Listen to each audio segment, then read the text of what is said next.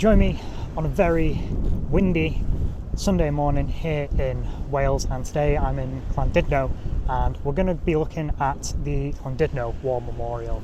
The tour of remembrance continues.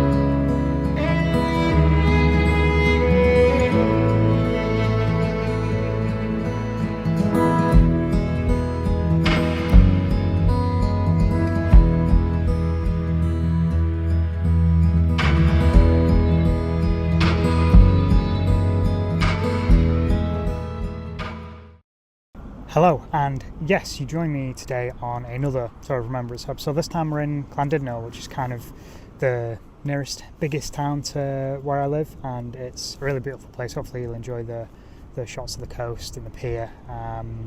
It's quite a busy Sunday, so I've kind of come down from the War Memorial. They were playing music up there anyway, so you couldn't have heard what I was trying to tell you.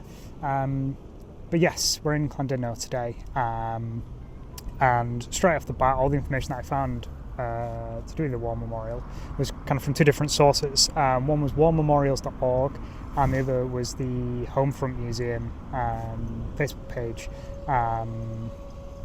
which is an amazing little museum. If you're ever in North Wales, I highly recommend it. It does what it says on the tin, really. It's the home front, so it's how people lived during the war with rationing and things like that in Llandudno, in the local area. So it's really good. They have loads of different artifacts, obviously, like food and period items, and I think they have crashed aircraft parts as well, because there's quite a few aircraft that crashed around here, unfortunately.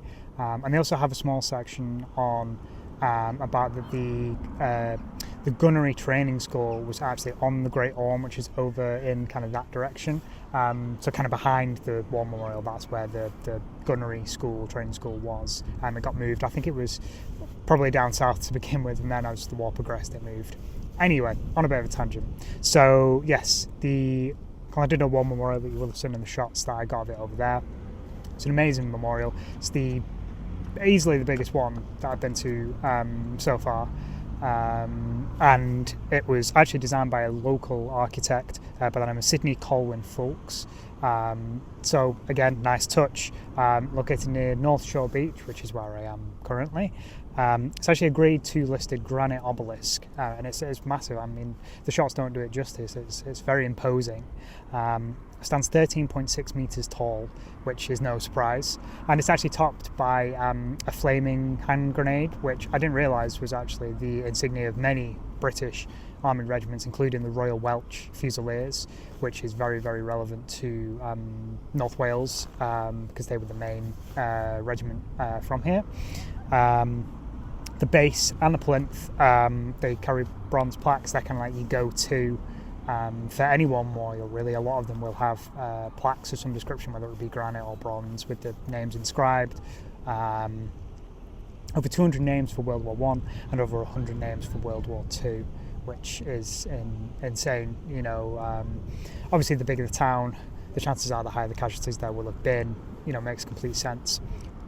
They also added on names from the Korean War and a gentleman who got killed in Iraq in 2003, I believe. I think I saw on the War Memorial. In 1921, on Remembrance Day in 1921, a gentleman by the name of John Hobson kind of broke the ground. He cut the turf where the War Memorial was going to be situated. And that was very, very poignant because he actually lost 3 sons and a son-in-law during the First World War.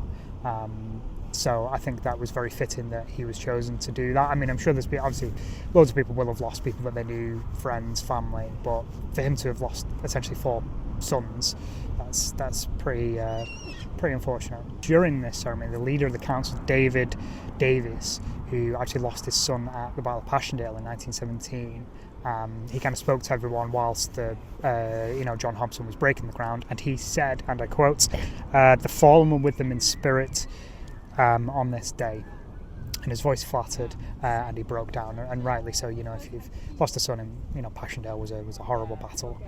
So was the Somme. And nobody will have experienced anything like that before. People have died of natural causes and accidents maybe, but we have to remember that there'd never been a war of this scale before, so people didn't know how to cope with it after. So there's no wonder that he broke down in that moment, because he knew that his son's name was going to be put on this memorial that was just started to be built. So just come down from the memorial, which is behind me now, and in the distance there, that's the bandstand. And I'll edit in, found a really good picture when I was doing my research of the E-Day parade, I believe in 1945, that went past that bandstand. Wish I had the physical picture, so I could do, like you see on Instagram all the time, people doing then and now. I'm not as good as my buddy John from World War II Wayfinder, but yeah, I'll edit in that picture because it's amazing to see the difference between then and now, like with all those pictures. So what it must have been like here during that time must have been amazing. Like I was saying before, the information came partly from the Homefront Museum Facebook page, and not only does Adrian, I believe, is the owner of that, not only does he have the museum and the Facebook page is amazing because he often puts on history to do with Llandudno and kind of roughly North Wales area throughout the year as well, and he will go to visit graves and things and pays respect. So yeah, it's a really, really good page. Even if you're not from here, I would give it a like. You might learn something about a different part of the country. And yeah, if you're ever here, I would highly recommend visiting it. It's not that much to get in from what I can remember. And yeah, it's just a nice day out. So yeah, I hope you enjoyed another episode in the Tour Remembrance series. Definitely going to carry it on. Hope you enjoyed the scenery shots of the coast and the hills. Yeah, thank you very much for joining. Don't forget to like and subscribe as well, and share it about word of mouth. Repost it on Facebook, Instagram, whatever, trying to spread the word, trying to grow the channel, because I do really enjoy this. Like before I came here, I was really excited because whenever it's a dry day and I'm not in work, I always try and jump at the chance to get out and film a video, because I genuinely enjoy it. I really, really do. As well, it's super excited today as well because I'm going to go watch the new Nuremberg movie. Might do a little bit of a review, but I'll probably more like a shorter form video, just share my thoughts. I'm really, really looking forward to that. So yeah, thank you again. Like, share, subscribe, and I'll see you in the next one. Peace.